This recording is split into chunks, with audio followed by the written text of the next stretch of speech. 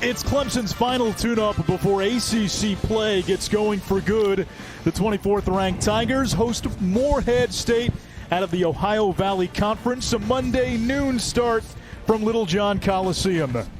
With Paul Biancardi, I'm Anish Shroff, and Clemson is led, Paul, by one of the most versatile big men in all of college basketball.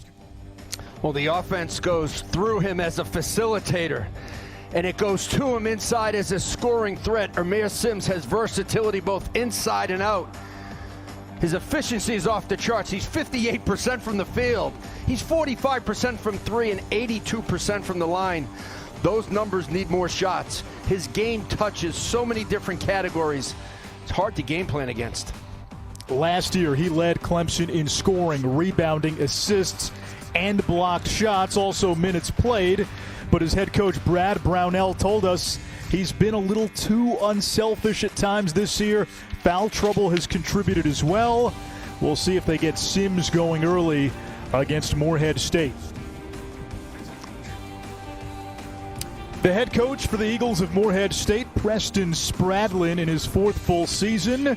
He is a branch off the John Calipari coaching tree, was with Cal at Kentucky as a grad assistant and director of ops. Fourth full season with Morehead State, and this is already Morehead State's 10th game of the season. Entering today, only two other teams in the country had played more than 9 games, and you see Brad Brownell, the winningest head coach in the history of Clemson basketball. His team has already banked 4 wins against high major teams. Morehead State controls the opening tip. They go to work. Clemson in the home whites. You're going to see a stifling man-to-man defense by Clemson. One of the best defenses in the country. They put extreme pressure on the basketball and help each other. And an early whistle away from the ball against Morehead State. You look at the starting lineups for Morehead State. Skylar Potter coming off a big game in Friday's loss to SIUE, 12 points, 14 rebounds. Got Talon Cooper as well. It's homecoming for him. He's a Spartanburg, South Carolina native. Clemson likes to mix up the starting lineup. They've got Chase Hunter in there, along with the freshman Olivier Maxence Prosper. Alamir Dawes last Tuesday against Virginia Tech had 18 points, a season high.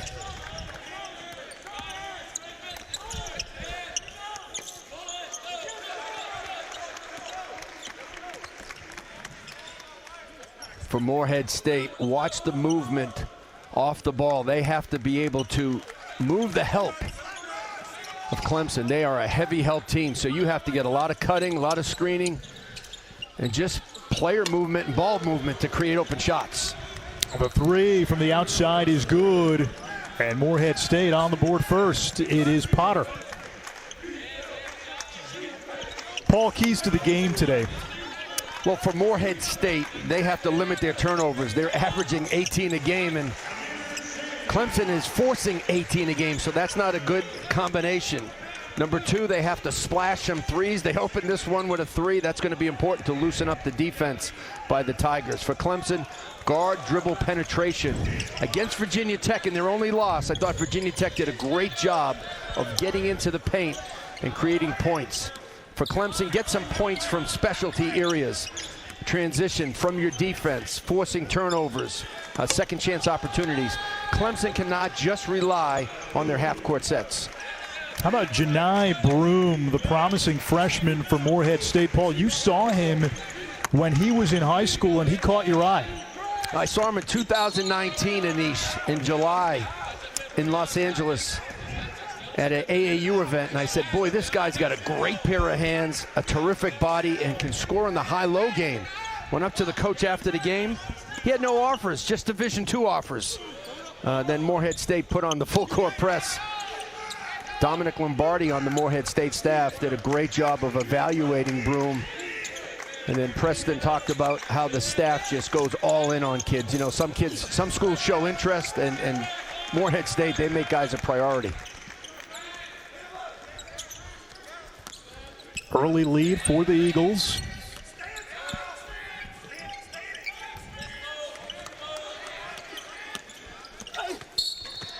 That's Potter again going strong to the rim, and he draws the foul.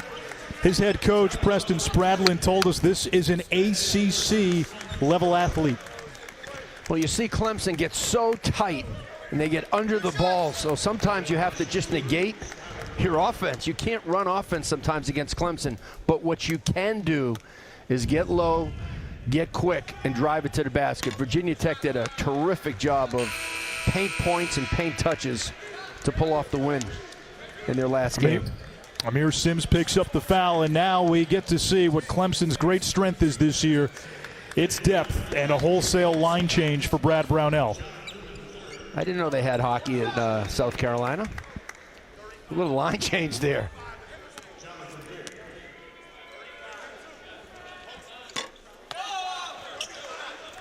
Morehead State on the season has struggled from the free throw line, only 67%. Nick Honor is into the game for Clemson, the Fordham transfer, along with Johnny Newman, who had a promising sophomore year last year. Into the corner, the three is good by Jonathan Baer, who missed almost 2 entire seasons. Almost all of last year with a torn ACL, had to sit out because of transfer rules in 2019. Came in from UNC Asheville, a very good shot blocker. One in the white. Baer the rebound, he'll push.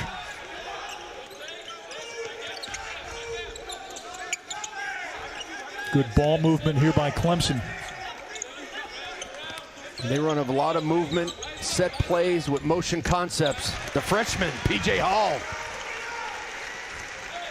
A lot to like there, Paul. What do you like the most about P.J. Hall? He's got the whole package as a low post player, and then you see the high post game, the jump shot. Terrific IQ, a good passer. Now, he's going to be a star in the ACC in time. He was a former ESPN top 100 prospect. Big recruit for Brad Brownell and his staff. In-state, post talent. You don't find those all around the country. Honor the hustle up ahead to Newman. 1 on 3, blocked at the rim. James Baker. And then Honor hustling at the other end to knock it away from Broom.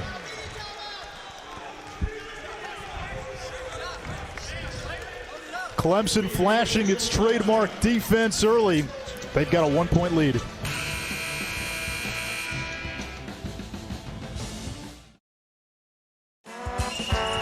A little NBA on Christmas Day.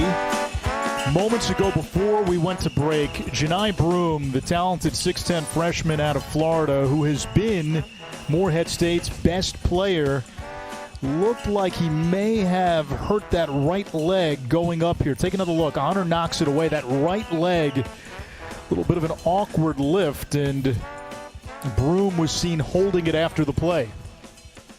He grabbed it right away as soon as that ankle and knee buckled. It's great to see him walking it off. He is the team's leading scorer and rebounder, a lefty, and this was a team that lost their best player and best post player, Tyjon Claude, a 6'8 sophomore, to a torn ACL before the season. Broom was not expected to have this kind of role. He's been a pleasant surprise for this team. A promising post player. Size, skill. And look at his body. It's tight and toned right now. A lot of freshmen don't come into the game really in top physical condition. You see Broom in great shape. Nice stroke lefty. Makes his free throws. He's going to get that knee checked out for a second. He's got a really quiet demeanor. Not loud, but he gets the job done on the court, and he is terrific on the glass. Already a couple of 2010 games under his belt. Light pressure now by Morehead State. That pressure is just to eat into the shot clock. It was a 2-2-1 back to his own. Morehead State wants to take as much time as they can off the clock. Less than 10 to shoot. Long three by Hemingway, no. And the rebound to KJ Hunt, the McNeese State transfer. Here's Potter. Looking Great for help. Great help by P.J. Hall. That's what Clemson's all about. They move on the dribble. They move on the airtime of the pass. You move the basketball, they move their bodies.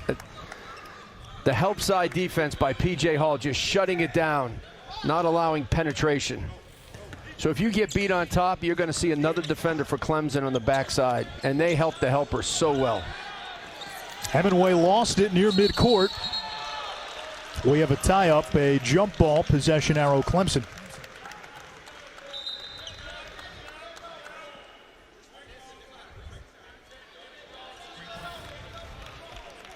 They're bringing their energy early to this game. Loose ball. Who wants it? Dabo Sweeney's watching. Noon game on a Monday. No fans, right? BYOG. Bring your own guts. Bring your own energy. Long three by Newman. Out of bounds to Morehead State. How about Dabo making a few headlines this morning, huh? His coaches poll released. He had Ohio State at number 11. I think a lot of the coaches weren't happy with the amount of games played by the Buckeyes. But let's not talk about who's in anymore. Let's talk about who's going to win. That's the topic of conversation right now. We know who's in. If you ask me, I think we're set for Alabama Clemson 5. Inevitable, like Thanos. Offensive foul. Clemson just moves their body so well. And they don't look to block shots, they look to take charges. You see the drive comes over. 4 Clemson players are guarding the ball at that moment. And one steps in to take the charge. This is a heavy help team. They put extreme pressure on the ball. They contest shots, and they are well connected. They have their depth. They play 11 guys, and depth is important if depth can play. On the defensive end, Clemson is well drilled. Morehead State wants them to beat them over the top. They go high-low. Bear to the freshman, P.J. Hall. South Carolina Player of the Year coming out of high school. And that was a clinic on how to attack a zone. Get it to the middle, then look to the short corner or to the rim. Newman getting into the passing lane. Which Clemson goes to the wing, to the middle, right to the short corner. Ball never touches the ground. Excellent attack by the Tigers. And once you get it to the middle, you have the opportunity to kick it to the wings or go to the rim. The middle destroys the zone.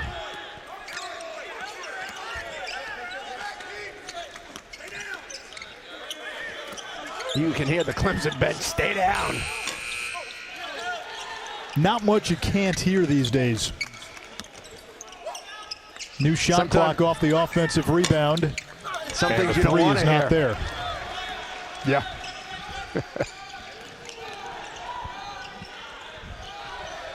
Hemingway for 3. Back iron.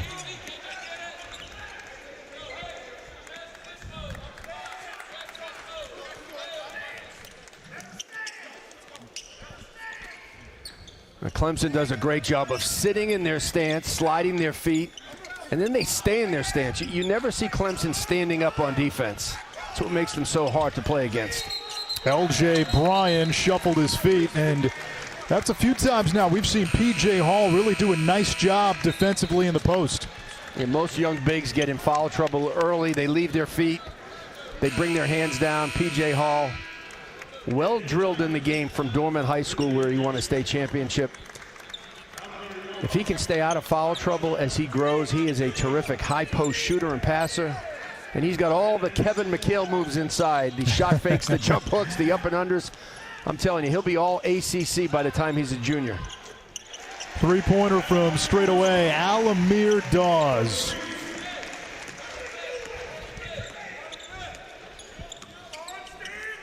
Brad Brownell told us as this season progresses, he'd like to play both P.J. Hall and Amir Sims together.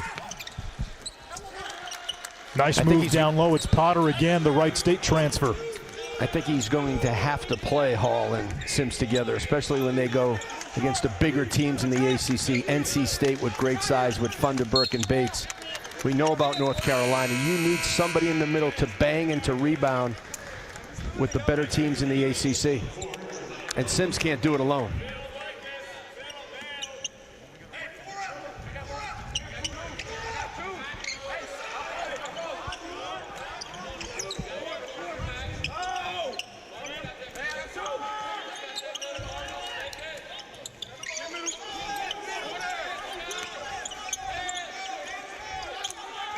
Three-pointer by Chase Hunter, no good.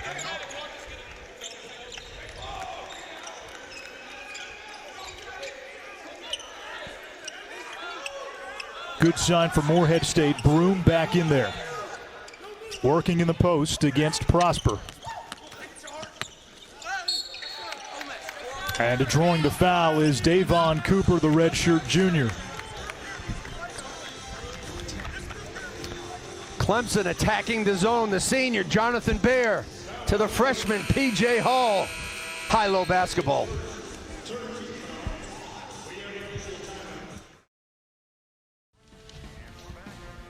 Brad Brownell this season has an armada at his disposal. He has used at least 10 players in every game this year, and depth is Clemson's biggest strength in this 2020-2021 season. Well, I think depth really becomes a factor on the defensive end, and that's why Clemson is so difficult to play against. They come at you with so many bodies, and even though they substitute, it's a tight, connected unit defensively. There are times you can play too many guys, and then on the offensive end, you can suffer, because offense is more about rhythm and timing and cohesiveness. So you have to keep an eye on your substitution pattern to see where you're helping your team and where you may be hurting your team. Brownell told us the added depth really helps in practice. It's increased the competitiveness in those sessions. And he said there's been years where we haven't had a lot of depth, and it's impacted us in practice. It's impacted us when we've had guys go in and out of the lineup. This way you're challenged every day, and they've been healthy this year. They've been COVID-free. I think depth this year in college basketball is going to be more important than ever. It really is. Sims.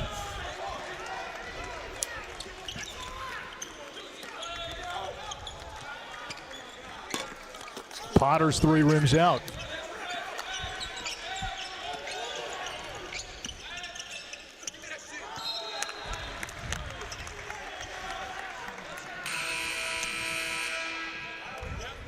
New Year's Eve, we'll have an afternoon women's basketball doubleheader right here on the ACC Network. It's Notre Dame, Miami at 1, and then second-ranked Louisville taking on Duke at 3.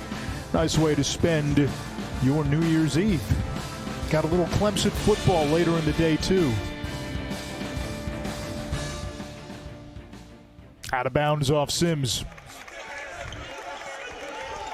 And that's the thing about depth. We talked about it. When you have too many guys coming in and out, sometimes your offensive rhythm, your offensive cohesiveness isn't quite the same. And depth is good if depth can play. It really is. I mean, I think otherwise it's overrated. It's just guys, right? I think it's overrated, but I think this year there's a point to having guys ready to play because other guys, because of injuries or because of COVID, won't be able to play. But every coach has a different philosophy, and that's what makes it really fun to watch. Clyde Trapp. And the foul, it appears, before the shot. This young man has battled some injuries. Now he's back, strong, 6'4" guard. Nice little shot fade, comes right into the paint. It's for Clemson. You don't want to settle. Yeah, you don't want to settle for the three when you got the driving line. Trapp brings a defensive presence on the ball. He's a good cutter. And Brad likes to put him in the post at times because he can really score with his size. He and Johnny Newman have been sort of interchangeable this year. Trapp last year showed he was a fast healer. Tore his ACL in June, able to return in December. Still wasn't quite himself, although did have a nice moment with the game winner against Syracuse last year in the final seconds. I know that was hard for you to say. No. Amir Sims, is that going to be an offensive foul? No, blocking foul on Morehead State. Sims almost picked up his second. And that's where Amir Sims has to be mindful and thoughtful. You know, he's really out of control. He's lucky he got that call against him. I'm for him, I'm sorry, but that could have went against him easily. And then Brad Brownell has a decision. Do I sit him or do I keep him in the game? 10 minutes to go in a close game. You need Amir Sims in the game as much as possible. Foul trouble has been an issue for Sims this year. Trap for three. Doesn't go. Rebound Morehead State. Here comes Hunt. Talon Cooper now, the Spartanburg, South Carolina native. About an hour from Clemson.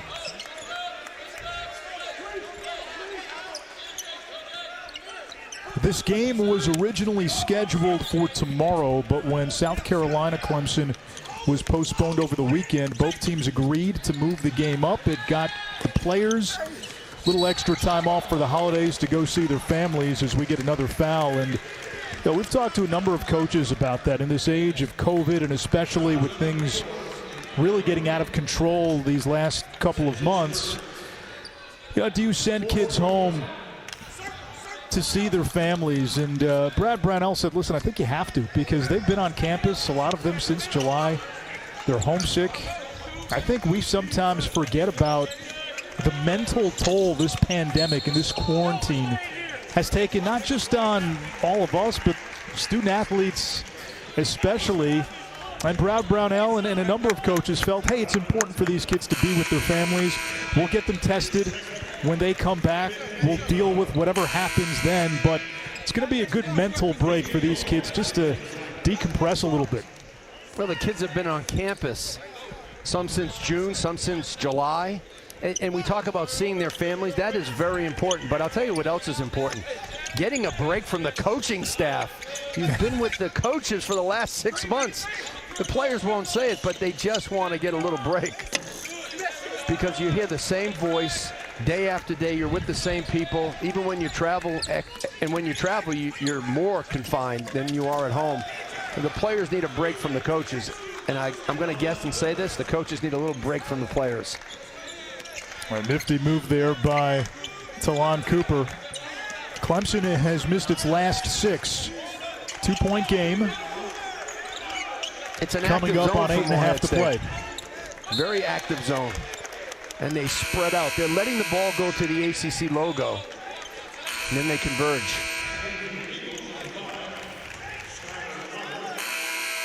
Look at the hands. They're out, they're up. It's hard to play against the zone when a zone plays active. So what's the best way to attack this? You want to gap it with some penetration. You absolutely want to ball fake it and shot fake it. And you have to screen a zone. You can't just have ball movement and player movement. You need to screen the zone so you can have an advantage of 4-on-3 or 5-on-4. You brought up dribble penetration. Who on Clemson's roster gives them that dynamic to beat their man one-on-one off the dribble? Well, I don't know about beating your man, but the ability for one to play two. Two to play one, so you want to gap the zone. I think Dawes can do that very well. I think Trapp can drive it, and pick up his dribble and move it. That's what you want to do. Let's see, they trapped P.J. Hall that time. Shot clock at 3. Newman lets it fly. And we get a foul underneath. It appears to be on Hall.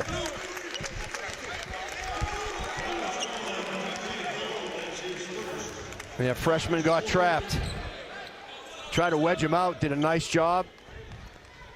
And that time he just, a little too much physicality for the freshman, who's still picking up the speed of the game, the physicality of the game. When you go from high school to college, you get away with a lot of things in high school that you can't get away with in college. And you get hit a lot more and calls don't happen in your favor. You have to learn how to play through the physicality, and Hall is doing it. Marcus Garrett, number 10, into the game for Morehead State. Entry pass down low. Broom with great position and blocked by Bear. Bear came from the weak side.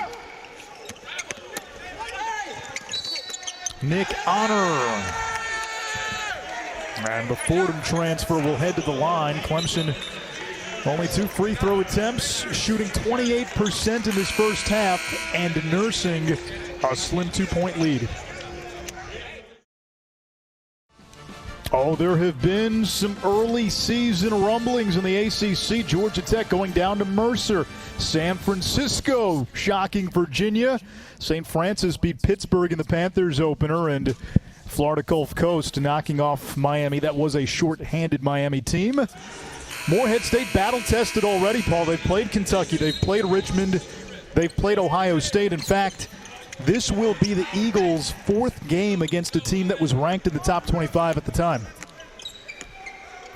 When you go on the road now as the mid-major, you don't have to deal with the home crowd. You don't have to deal with the fan base yelling at you. You can concentrate on your game. How about the execution out of the timeout by Morehead State? That was beautiful into the post to Broom. It's such a different game without the fans, and it really helps the mid-majors who are a little bit older, the underdog. They can shoot it well. It's really a level playing field. Chance to take the lead here.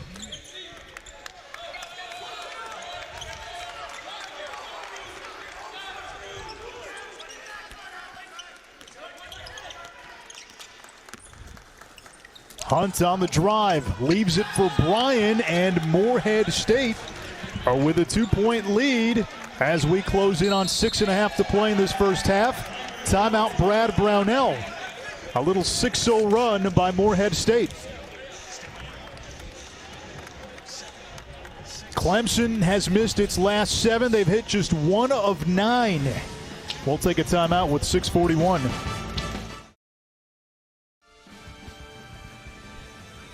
With Paul Biancardi and Ish Schroff, L.J. Bryan, the last 2 baskets for Morehead State, and he's given the Eagles the lead. KJ Hunt off the dribble, attacks the big, draws all kinds of help defenders. And L.J. Bryan just waiting there to finish the play. And that's where Clemson has to get a little bit better. When they get up on the ball, they have to continue to move their feet and not allow that dribble penetration. Amir Sims out of the double team. It comes to Dawes. Hemingway, a sharpshooter, knocks down the 3 to end a scoring drought of almost 4 minutes for Clemson.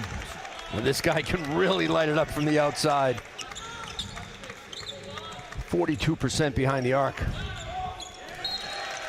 48% last year, but limited due to a high ankle sprain.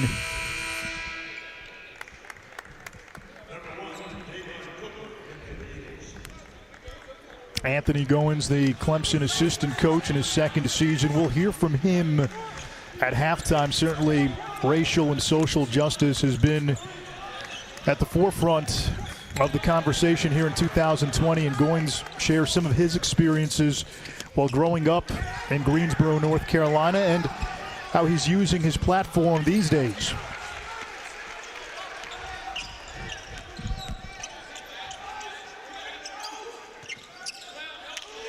Sims jostling for position down low. They're looking for him, and a foul in the post.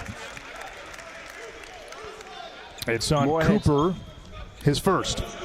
Yeah, Morehead State right in this game because they've settled down in the turnover department. They had 5 early turnovers in this game.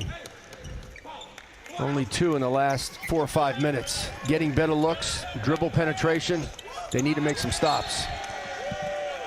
This time it's Sims who turns it over. Amir Sims, only 2 points so far. That was his 3rd turnover. They're really attacking Amir Sims. Every time he touches the ball, there's one on him and one coming to double. And they're trying to speed him up. The possession before in the zone, he got it in the middle. They all converged and stripped him. He's got to keep that ball over his head and under control.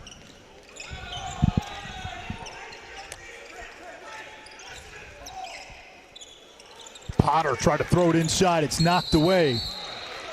Hemingway hit the deck, and we get a foul. Christmas morning, join Packer and Durham for their holiday hangout. A look back at an unforgettable year and a look ahead at what we all hope is a much, much better 2021. It's 8 a.m. to noon Eastern. And by the way, tomorrow on Packer and Durham at 9 a.m., they will announce the All-ACC football teams live. So that is tomorrow on Packer and Durham. We get to find out who is on the All-ACC team, and that announcement will come live on Packer and Durham.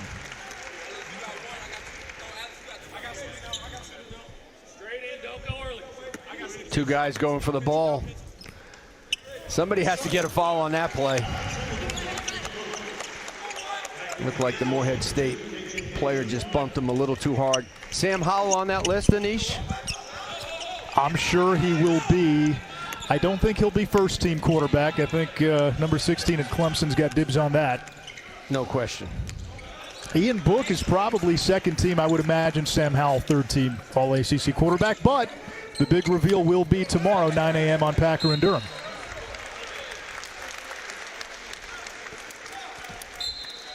Sims shows you his versatility, not just on the offensive end, but defensively as well. Play the 4, he can play the 5. He'll battle inside, he'll front the post. Even though he has foul trouble at times, you know, he doesn't stop playing defense. And you can't for Brad Brownell. It's the calling card of this program. Brownell told us maturity and his mind, Amir Sims' two greatest strengths. That 3 doesn't go with the shot clock winding down. Offensive rebound, and now a turnover. Hemingway's got 5. Sims again calling for it against Broom. There's the double. He's such a good passer. Gets it out to Trapp. He's got great passing vision, Amir Sims. Alamir Dawes to Bear, and that circles home. And that's the breakdown the Tigers need off the bounce. To create help, find bigs at the rim. Sometimes you just have to score from a broken play, and that's part of the specialty points I mentioned in the open. Contested 3 not there. Clemson looking to add to a 7-0 run. Alamir Dawes. It's 10 unanswered for the Tigers. And a timeout by Preston Spradlin. So Morehead State, Paul, took the lead. Clemson responds. Dawes with the penetration. Bear with the finish. That was beautiful.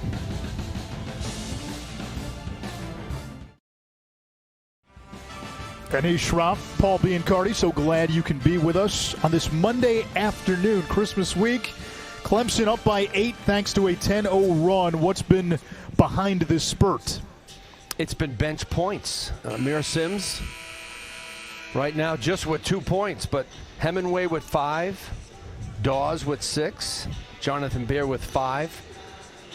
In their first 5 wins, Clemson had 25 points per game off the bench. So when this unit comes in for Clemson, when they have other guys come in off the bench and they can score, that really makes the Tigers hard to guard because they're going to be good defensively. They're going to be consistent defensively. But when other guys besides Sims can score the ball, it really makes this team difficult to play against. The one game Clemson did not get much bench production, just 8 points against Virginia Tech. The Tigers' lone loss. 11 turnovers now for Morehead State. That has been a problem all season long. And you mentioned it earlier, Paul. That's what Clemson does. They turn you over. And they don't press very often. They press about 20-25% of the time, but they pressure the ball so hard they deny it. They fall into steals because they're in great position.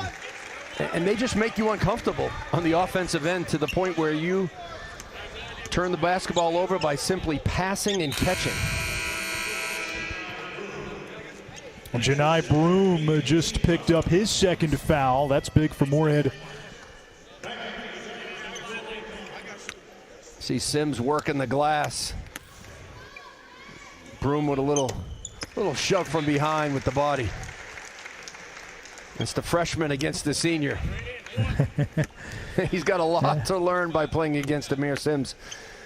And that's where P.J. Hall gets better in practice every day, the freshman. 6'9", 225. He goes against Amir Sims in practice. That's how you become a better player in the future, by playing guys better than you and playing against guys that are older than you. The Greenhorns need to take a little punishment from the veterans. Trap the steal and the stuff. I can't state it enough. This Clemson defense is super aggressive. And they do a good job of being aggressive and not committing foolish fouls. Except there. Except there on the wing. It's just hard ball pressure by Trapp. He's strong, he's physical. He's a senior, and he knows what bothers offensive players. That was the 6th team foul on Clemson, first on Trapp. Tigers on a 14-0 run. So if you're Morehead State, be tighter with the ball, short passes, make yourself available, and keep the ball moving. And an offensive foul against Julius Dixon, his 3rd. Now, I mentioned you got to try to drive Clemson every now and then when they get up on you, but once you do, understand there's going to be help waiting. You got to play off of 2 feet. That's a jump stop and a kick out and play on versus a turnover.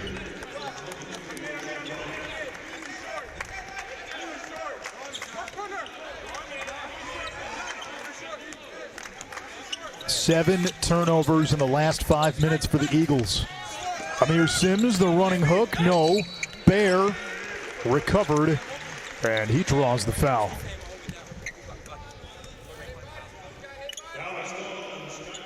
Clemson attacking the offensive glass against the zone.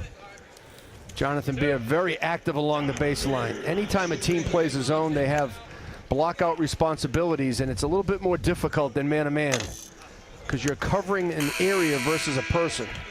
Communication is huge. And if you don't block out against the zone, you're going to give up a lot of second chance points. Alamir Dawes back into the game. 15 unanswered for Clemson after Morehead State briefly took a 16-14 lead.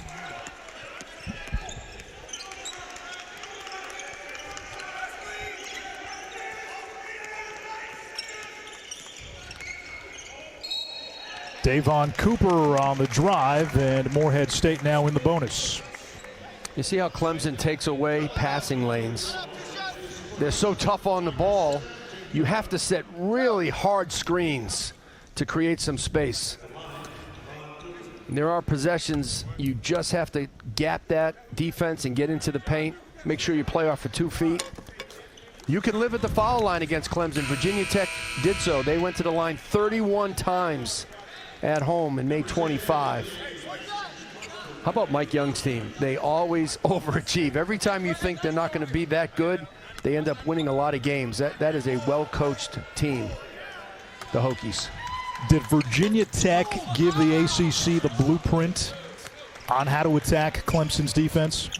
Well, I don't know if it's a blueprint, but they were fabulous at driving the basketball. They understood that's what was needed, because you can't just pass, catch, screen, and cut, because Clemson will take it away. Chester Frazier had the scout for Virginia Tech, and he really was well prepared for Clemson's defense, and he got his team ready.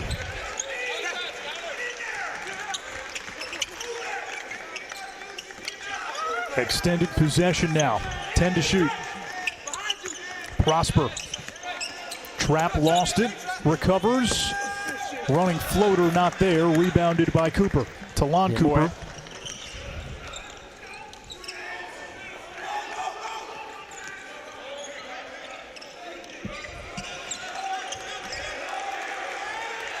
Look at the defense by Clemson. I tell you what, they front the post a lot, which really makes it hard to get out of the corner with the basketball. There's no options. That time Bryan got good position, goes down.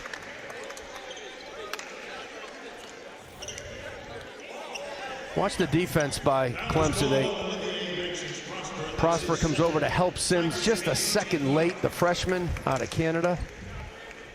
I think this guy's going to be terrific in time. Super athletic, long, with very good ball skills.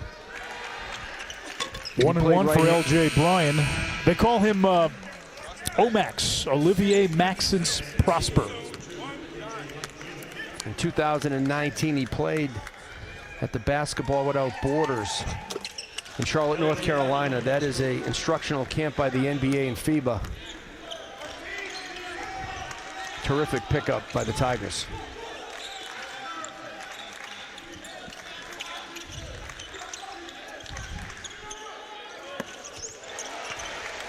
Alamir Dawes. The bank is open on a Monday morning. Was that the bank or the ATM? I'm not sure it was planned that way. I think Alamir Dawes is a guy who can really help Clemson in the scoring department. Him and Sims can be the 1-2 punch.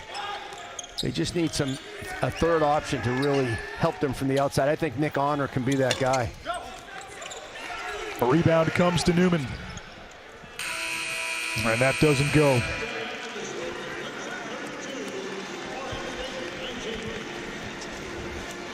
This is Clemson's 7th game.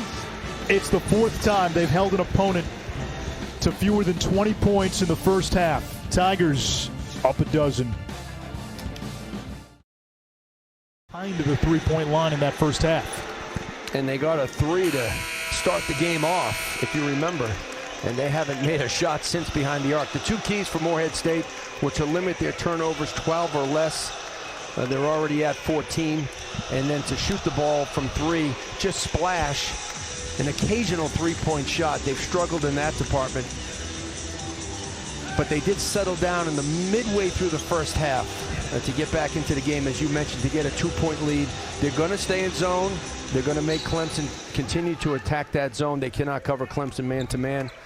And they got to get some points. They've got to create some open looks, but they have to be really good at passing and catching. Janai Broome, the freshman, Morehead State's leading scorer and rebounder. And he can't connect. Only 3 points in the first half for Broome. And Amir Sims made it really difficult for Broome to even see the rim on that possession. Bear in the high post. Sims now. Over Broome. Yeah, that's the veteran punishing the greenhorn. Well, everybody was watching Jonathan Beer shoot it, and Amir Sims picked it up. That was like practice. That was easy. I mean, he found the ball. Morehead State, you can't watch the ball when somebody shoots it. You got to find a body and block out. That's a big hole in a lot of zone defense. Bear just picked up the foul, and there's Davon Cooper. We've got Talon Cooper, 55, Davon Cooper, number 1. No relation. But I like that the is the attack first by field goal, Morehead State. Paul, in more than 7 minutes for Morehead State. And they know there's gaps. They just have to beat the help side defense. And if the defense comes, then you jump stop and kick out. I'd like to see Morehead State with more dribble penetration in the second half. Julius Dixon just picked up his 4th foul. So in comes James Baker, the senior, the most experienced player on this Eagles roster.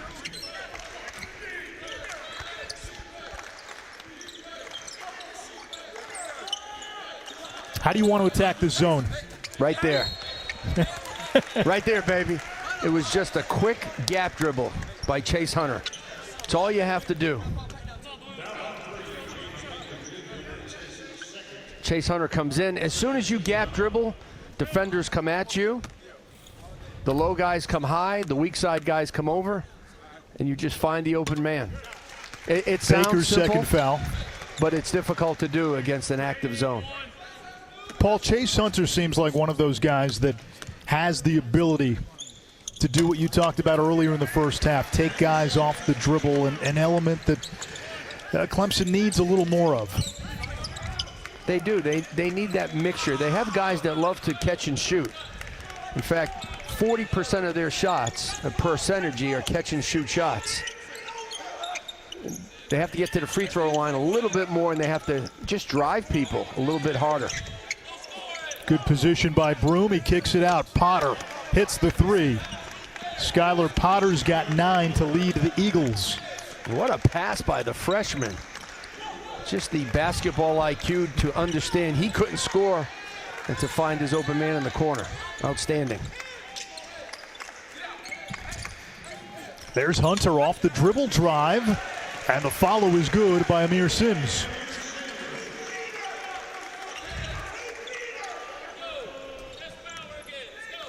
These are the specialty points that Clemson needs to get.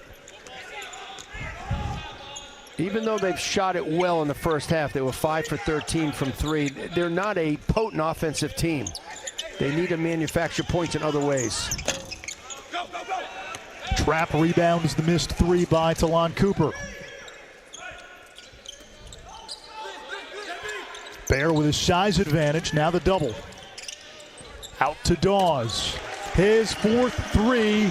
He's got a dozen, and Clemson with its largest lead of the game.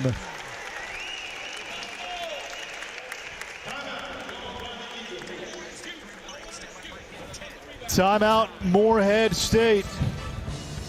Little inside-outside by the Eagles, but right now Morehead State getting turned inside out by Clemson and this Tigers D.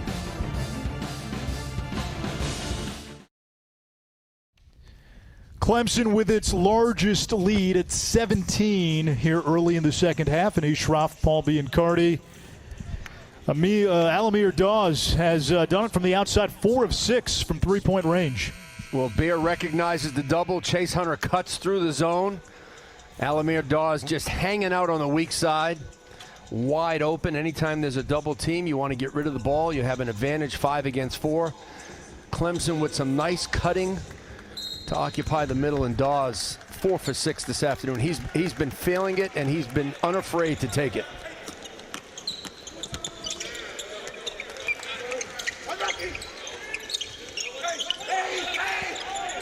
What does Morehead State have to do to solve this defense in the half court?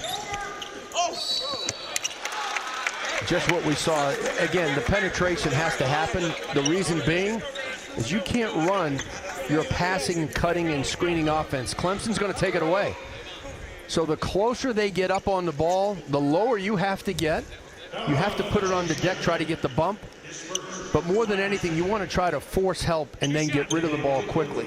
Any kind of ball screens, Clemson is hedging hard and blitzing at times.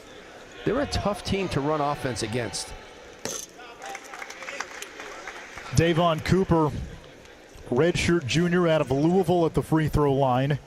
Limited last year to just 5 games, took a medical redshirt, but did start 33 games the previous season. Averaged almost 9 a game, shot it well from beyond the arc as well. When I watch Clemson on defense, they remind me a little bit of that Texas Tech team that went to the Final Four. I mean, they're 4th in the nation in scoring defense at 54 a game. They're number 1 in the ACC. They just don't give you anything easy anywhere. And a foul against Morehead State. Amir Sims has been a lot more active on both ends of the floor here in the second half. Well, Amir Sims has done a really nice job of going to get the ball off the glass. Just 4 points at halftime. And Clemson's putting him underneath against the zone, and that's a great spot for the high-low. It's a wonderful spot to get offensive rebounds and dump-offs. Off the feed from Dawes, Sims has a dozen, 8 of them here in the second half.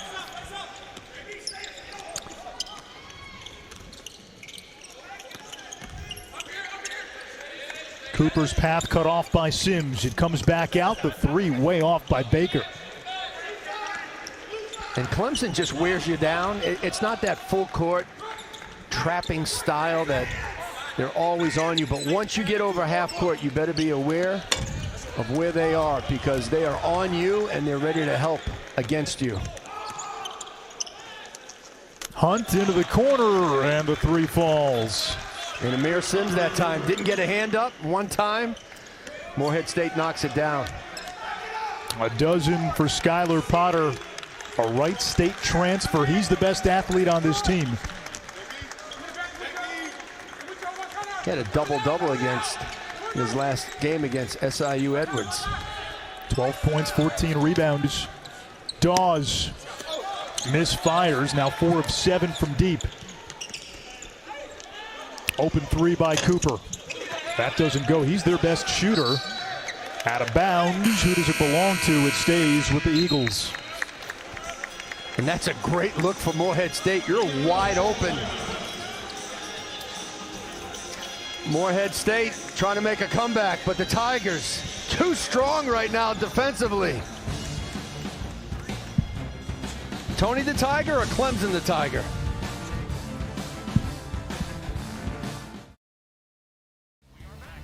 Amir Sims 1 rebound away from his 6th career double-double, doing a lot of work, especially early in the second half. Amir Sims has a nice face-up game, a low post game. When he's not involved in the offense, he gets himself involved by attacking the offensive basket. Terrific at dump-offs and finishes. He's a really good passer. Doesn't have any assist in this game, but he moves the ball and he helps the Tigers run their offense. They play through him at the elbows and the high post and at times in the low post. He can move the ball. He understands the game. Stolen away by John Newman. They're still waiting for Newman to get going this year as a junior. Off to a bit of a slow start. Yeah, he needs to be just a little bit better offensively. He's a very good defender and rebounder. They're hoping his jump shot will come around. Nick Honor, no. And Trapp went over the back, his third foul. Skylar Potter, big time block out. New Year's Eve, a women's basketball doubleheader right here on the ACC Network. We start in Miami, Notre Dame and the Canes, and then it's number 2 Louisville against Duke. The Blue Devils, coached now by our good friend Kara Lawson. Picking up all kinds of tidbits from Kara on social media about leadership and motivation. She is teaching those young girls more than basketball. Correction, second foul on Trapp. Third team foul on Clemson. KJ Hunt gets it to Baker. Working on Honor, size advantage there. Into the corner, Skylar Potter, too strong. Shot clock does not reset. Hunt beats the shot clock and gets the roll. Excellent patience by Morehead State. Not to panic when the shot clock was at 5 on the offensive rebound. Again, dribble penetration by Morehead State pays off.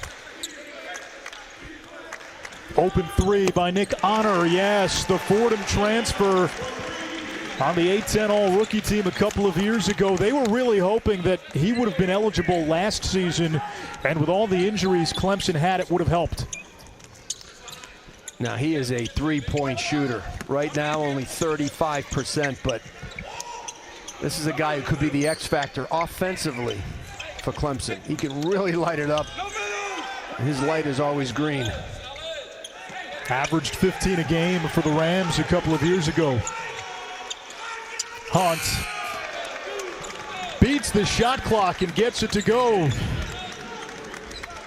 Just how they drew it up. KJ Hunt.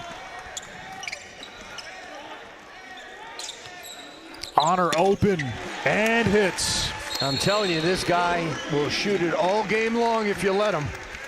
That's why he's here.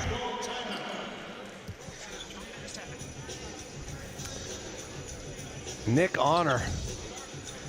Always ready to shoot it. His feet are behind the line. Over 60% of his shots behind the arc. He had a big game in the win against Purdue. 4 of 7 from deep, 17 points. Ran the scout team for Clemson last year. Clemson took the timeout, up by 16. We have seen Brad Brownell unleash his depth, not just today, but all season. They'll play 10, 11 guys. Hunter Tyson currently is injured, out indefinitely after a facial injury.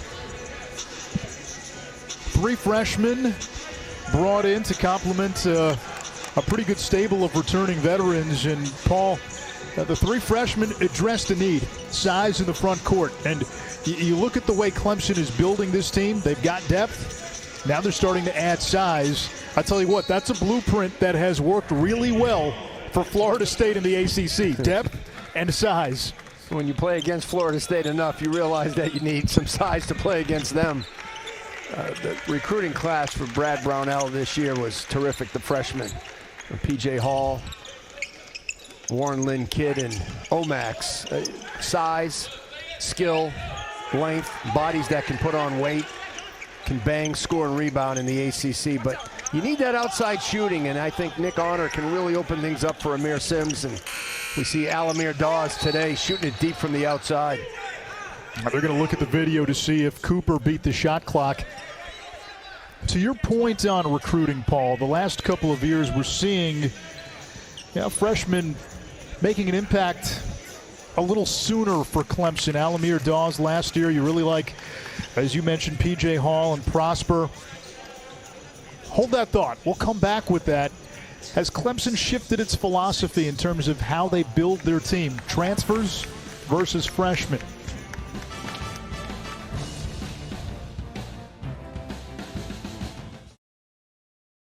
The officials went to the monitor, and Davon Cooper did not beat the shot clock. The ball still in his hands when that clock hit 0, so shot clock violation.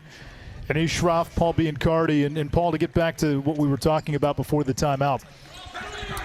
Clemson, before the transfer portal really became what it is now, did a really good job finding talent there. Marquise Reed, Shelton Mitchell, Elijah Thomas, Tevin Mack.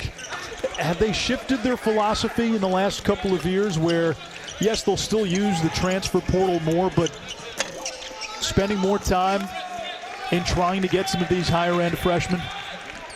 I think it's a combination of both. I think Brad Brownell understands another 3 by Nick Honor, that you just can't do it with freshmen. It takes a little longer than people are willing to wait. Sort of bringing that transfer, that grad transfer that can really help right away physically, experience-wise. You need those in today's day and age. And starting next year, transfers are going to be able to play immediately. They'll have a one-time transfer where they can play. And I think we're going to see a lot of people moving and shaking on the rosters. Movers and shakers there. Honor with a sweet feed. It's a Clyde trap. Largest lead for Clemson. It's 21. What's that going to be like next year? Is it going to be the Wild West in college basketball with transfers? I think it's going to get a little bit out of control to start, and then it will settle down over time. But, guys are going to be looking to leave. They do have a date of, I believe it's May 1st, where guys have to declare before then. So at least there's a time period involved where guys can't leave a week before school and think they're going to play right away. Good hands by Nick Honor.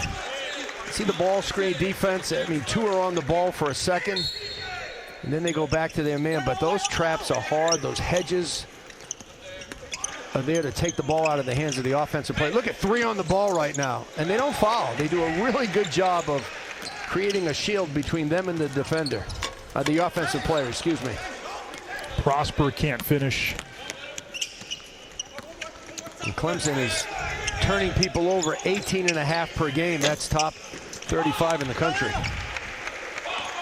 Paul, we're also in a climate now where you got kids who can't take official visits, so they're committing to schools in some cases without ever having set foot on campus. In your eyes, does that make the transfer market even more robust, with kids potentially getting to school and saying, yeah, you know what, this isn't the place for me, I should have visited, I wish I could have visited?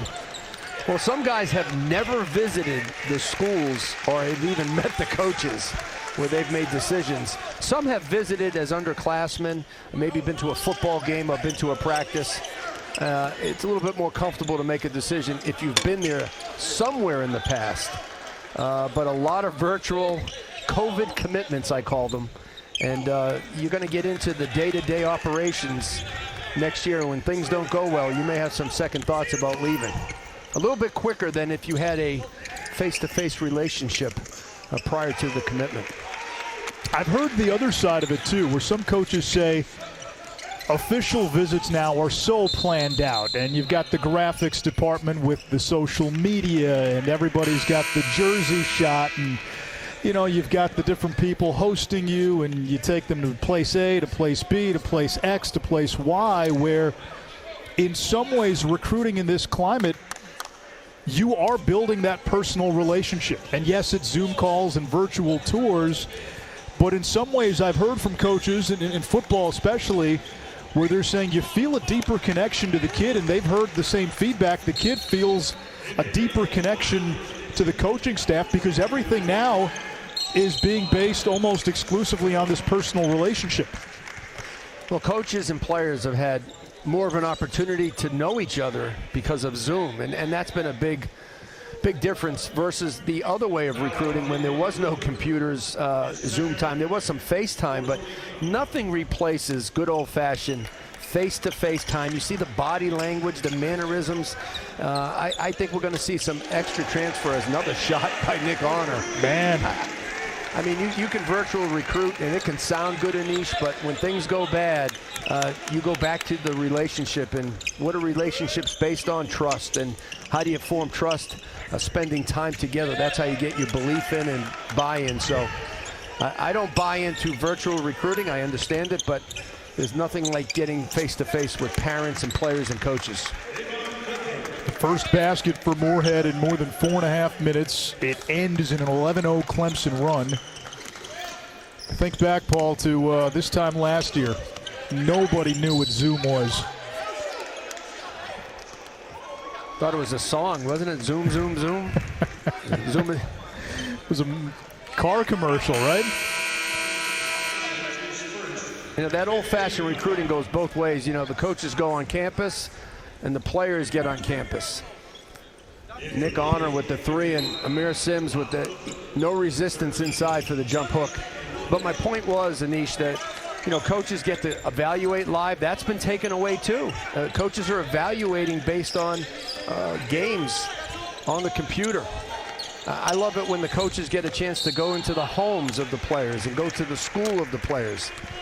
And vice versa, the players and the parents get to go on campus. Nothing will ever take the place of that. Davon Cooper. And Prosper a little quick that time. A lot of freshmen go way too fast. They're hyped up to play. They're trying to bring the energy, but the problem is their mind goes so fast.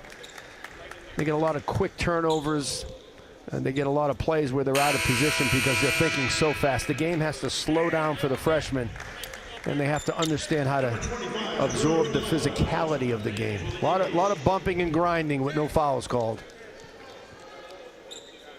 Hey, Paul, to your point about evaluating players on just film. I mean, you are our guy when it comes to ranking these high school players. What's the biggest difference being there in person versus evaluating on film? When you evaluate on film, it's almost impossible to understand the athletic ability, speed, quickness, height, wingspan. I mean, people can tell you how big somebody is, but until you see them live, it's a big difference. It's kind of like watching Florida State on film, and then you go to their game live, and you're like, oh my goodness, they're so long, they're so athletic, they're so big. Hard to gauge athleticism off of film. You can gauge IQ and skill, but you miss out, again, the interaction between the coaches and players because the film only shows you so much. It's a great supporting tool, Anish, but again, like recruiting, nothing like being there live. Hopefully we get there in 2021.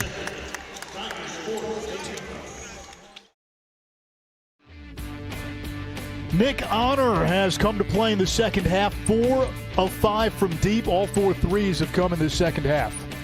Well, the young man from Orlando draining it from deep. Just looking for a shot. He's comfortable. He's confident. He knows that's his role on the team. Little dime right there to Clyde Trapp. And Nick Honor can stretch out a defense. He creates driving lines for his teammates, and I think he really opens the floor for Amir Sims.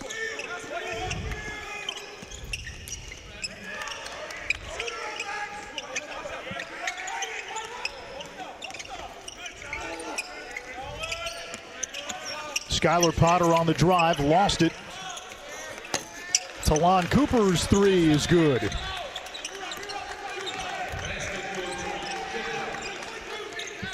Morehead State just has to stay aggressive defensively. You can't play the score at this game. You can't look up and see the number. You have to continue to play your concepts and play your scouting report.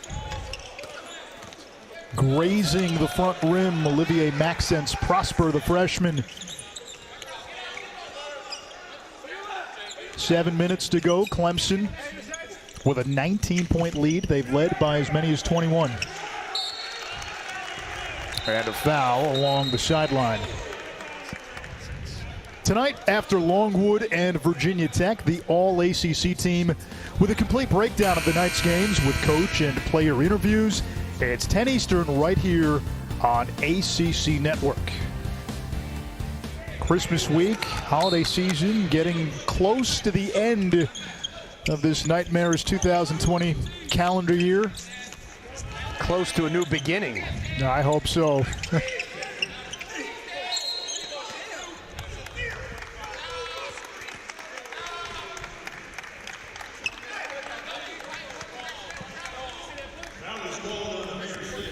Amir Sims with his second foul. Yeah, you can't just barrel through a screen. Sims knows that. Anytime you get hit with a screen, first thought is you got to avoid it.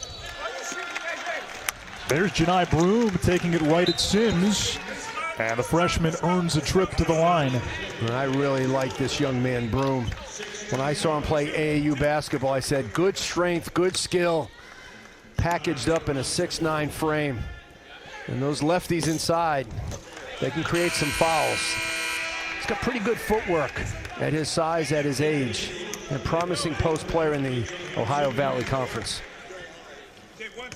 When he reaches his potential, he's going to be a load to handle in that league. You surround him with some shooters, and he'll be able to score one-on-one in the post. He has that ability. Right now, he's still learning the game with his back to the basket. In his collegiate debut, he scored 11 points, 5 of 6 against Kentucky. I know Kentucky's down, but still. Yeah, that's their only win right now, right, against Morehead State.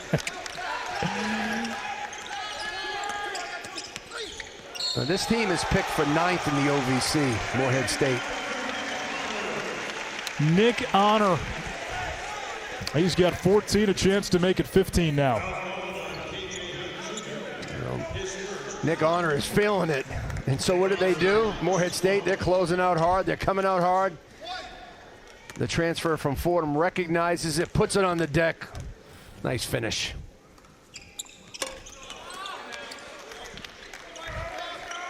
When you were the point guard of the scout team last year, you're just dying to get into games this year. Great denial by Sims. Still playing defense out at the three-point line. I think that's where his versatility really starts to shine through. He can get out behind the arc. May not be able to cover shooters, but he can deny passes.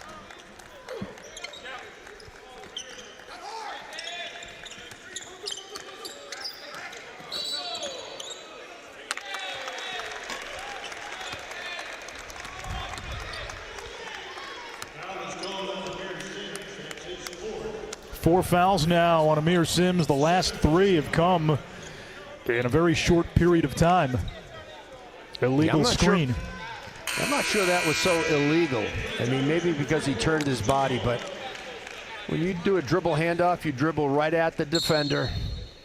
You just pivot. But replacements are on the bench for Clemson. P.J. Hall, the freshman, will welcome this playing time. By the way, the new AP poll is out. Clemson has dropped out of the top 25. Not a single ACC team in the top 15 as the Eagles connect from the outside. That tells you, Paul, that this regular season in the Atlantic Coast Conference without crowds and home field advantage at places like the Yum Center and Cameron Indoor and the Dean Dome and the Carrier Dome, that's going to be nullified. It's going to be a wild ride once the regular season starts in the ACC. Yeah, it's a wide open race this year. Even before COVID, it would have been wide open. The ACC lost 8 guys to the NBA last year. And when you think about the rosters, not a lot of NBA star power on this year's roster. A lot of good players. A lot of good returning players. You have Justin Champagny, Isaiah Wong, you got Amir Sims, DJ Funderburk at NC State. A lot of good teams. You got Sam Hauser at Virginia, so they're gonna, I think Virginia, North Carolina, Duke, Florida State may be the top of that list for the top 4 in the ACC. 5 is wide open. Virginia in the latest poll, the highest ranked ACC team at number 16. North Carolina follows at 17, Duke at 20, Florida State at 21, Virginia Tech at 24. Clemson among those also receiving votes. They received 28 votes. Virginia Tech got that big win against Clemson. They're in, Clemson's out. I think Florida State is the best team right now in the ACC. North Carolina with an unproven backcourt, talented, tremendous front court. Duke is so talented, but so young again. And Virginia has to find their defensive identity, and they need offensive help to go with Sam Hauser. Jay Huff has to step up as a redshirt senior, but they have a really nice freshman point guard in Reese Beekman. Skylar Potter picked up a technical, so Hemingway at the free throw line.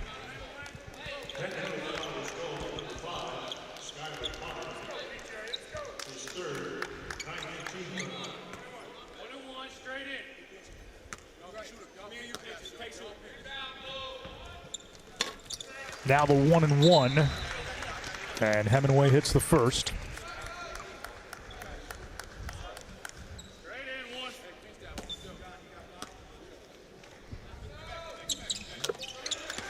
Nine points today for the sophomore, 6 of them coming at the free throw line after Hemingway went scoreless the last 2 times out.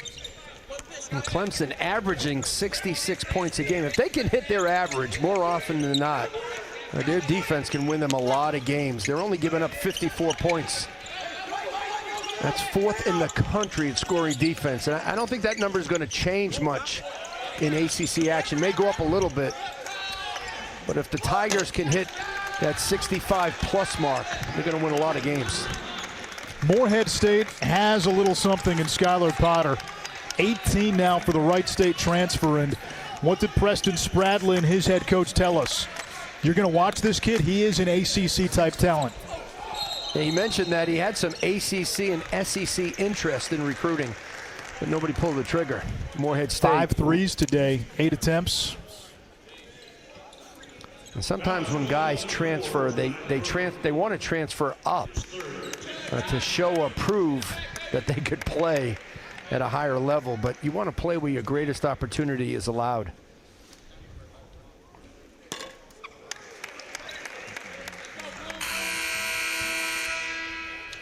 Three fouls on Janai Broom. P.J. Hall, the freshman. He actually played with Morehead State's Talon Cooper in high school at Dorman High in Spartanburg, South Carolina, where they won some state titles together, because that's all Dorman does, Paul. Yeah, they've won 4 straight championships. They also had a young man on that team by the name of Miles Tate, who went to Butler in the Big East. But Ryan Thomas, the head coach there, has done a fabulous job at Dorman, one of the best high school coaches in the country.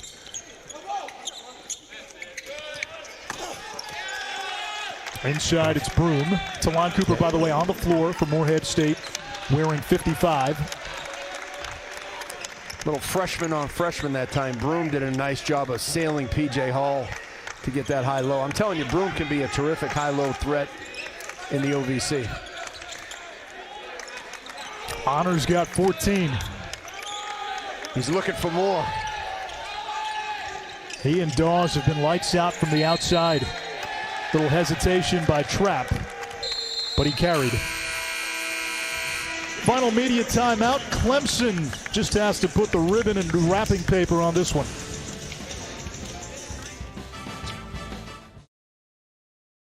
Talon Cooper on the left, P.J. Hall on the right. Teammates at Dorman High School in Spartanburg, South Carolina. A little more than an hour away from Clemson, and state champions at Dorman. Well, that team went 30-1. Dorman won 4 straight 5A championships under Thomas Ryan, the head coach.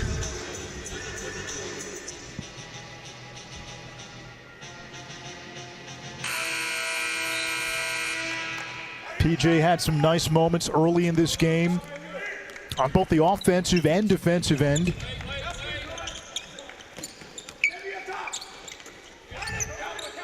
Final 3 minutes of this one. Clemson looking to go to 6-1 as we get a whistle. Yeah, we mentioned it earlier. I think P.J. Hall will play with Amir Sims in the front court. Right now, he gives them some good backup minutes. The young man from Dorman High School. What a team that was. Miles Tate went to Butler. Cooper in this game. They should be winning championships with 3 Division I players. But I think P.J. Hall is going to be a fantastic player here at Clemson. I really do. His offense is much better than we'll see early in his career. 20-point game for Potter, who beats the defense down the floor. Amir Sims, meanwhile, with his last rebound, now has his 6th career double-double. 12 points, 10 rebounds today. And Clemson does a fantastic job of turning you over, falling into steals. They score a lot of points every game from their defense, and they're going to have to. 19 points off 19 Morehead State turnovers today. And most of those points are unguarded. They're in transition, or there is an advantage down the floor. Those are points you need to make yourself feel good, where you don't have to grind it out every possession. Offensive foul on K.J. Hunt. Alamir Dawes, just that last little step at the last second. And this is what they drill in practice every single day. It's the shell drill, where you help each other and then you help the helper.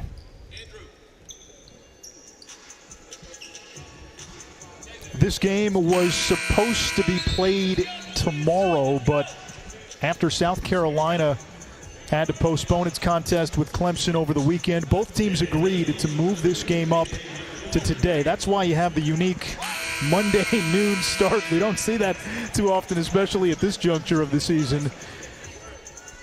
And it gives both teams a chance to send their players home. Morehead State doesn't return to action until after the new year, when they play Murray State in conference.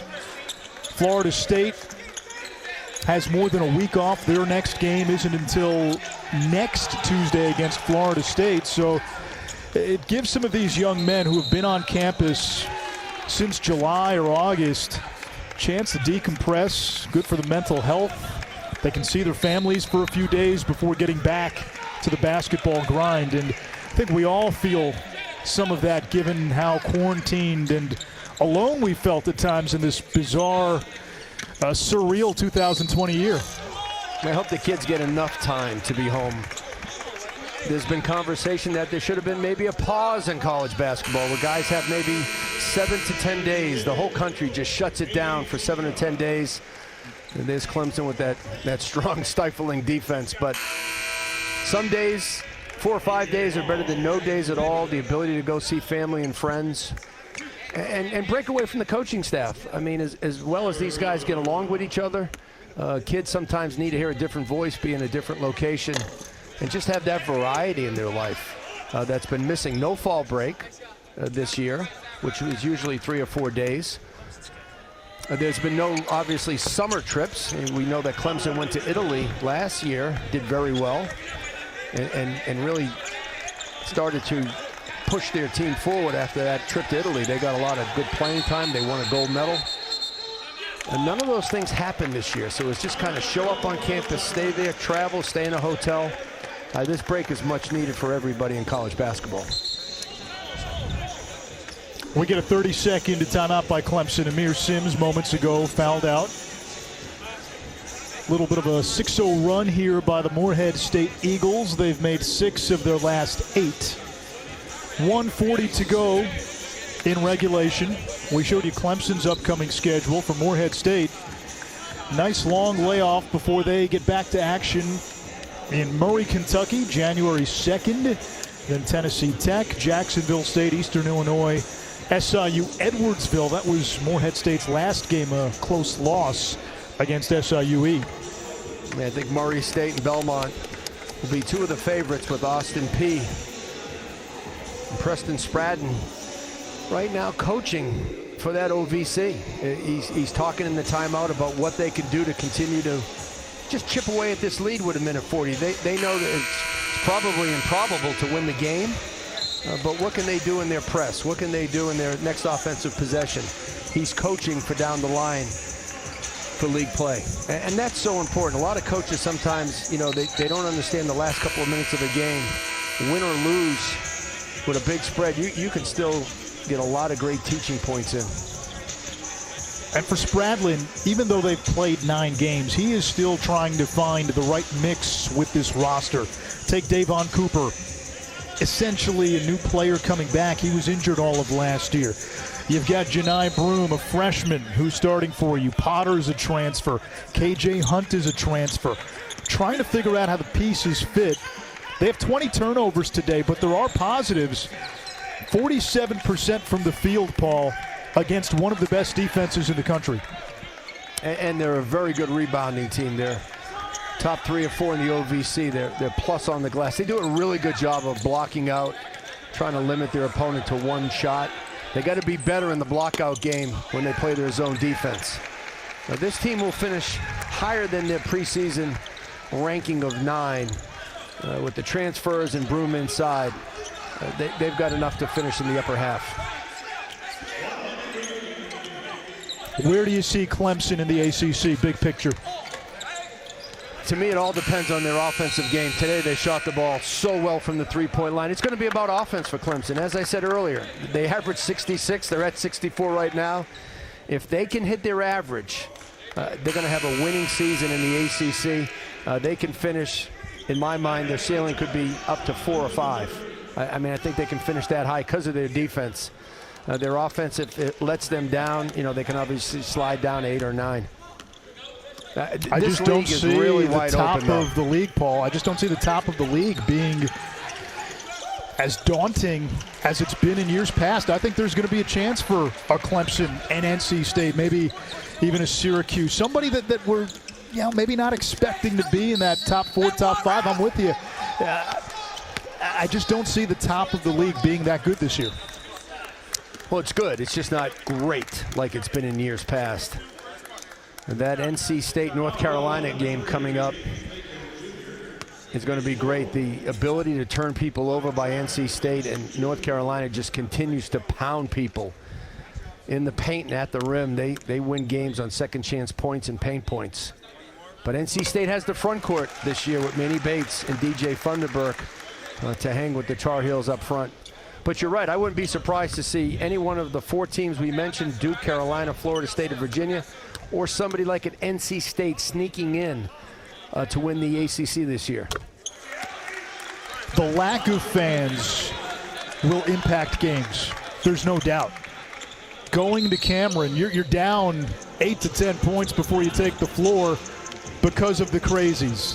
When you've got 30,000 people at Syracuse, or the Yum Center is rocking, or the Dean Dome is rocking, it's to me, when you lose some of that, I think you take away from a lot of those teams, and those are usually some of the better teams in the ACC. I think the lack of fans is going to have a significant impact on how some of these games play out in the conference. Road games now become so much less daunting. There's no question about it. We had that graphic earlier of the upsets. You know, the low to mid majors winning against the high majors on the road. You don't see that in a normal season. Home court advantage at a lot of places. You say 8 to 10 at Cameron. I'm going to say it's 10 to 15 points, because when they get on a run and those fans get you at the foul line, just think you're shooting free throws at Cameron Indoor Stadium with no noise, no jumping up and down, no keys jiggling, no signs waving. I mean, it's a big difference. You can go in with some focus and concentration in any venue this year, in any power conference, and win a game. And that's one of those arenas, if you've never been to Cameron Indoor, if you walk in when it's empty, your first feeling is, that's it? It looks like a high school gym. But when you see it on TV and when you're there for a game, when it's packed and the students are loud and they're standing up and it is a nonstop cacophony of chaos, all of a sudden it feels claustrophobic. And it feels like, okay, however many, 6,000, 7,000 there may be, it feels like 70,000 and you can't breathe. It's that kind of feeling. But when you're in there without fans, it's actually a very underwhelming atmosphere. And on the flip side, think about the Carrier Dome. How intimidating with 30-plus people. Yeah. And you have to play against that backdrop and the acoustics of the dome. Home court advantage out the window this season. It's a level playing field. Clemson wins by an even 15. The Tigers do it with three-point shooting and defense. Clemson off to a 6-1 start. That's their best start since that 2017-2018 season, which ended with a Sweet 16 appearance. Amir Sims a double-double. Nick Honor from the outside. Alamir Dawes hit 4 threes as well. Clemson wins it. They get some time off to rest and recover. And then it's the throes of ACC play a week from Tuesday.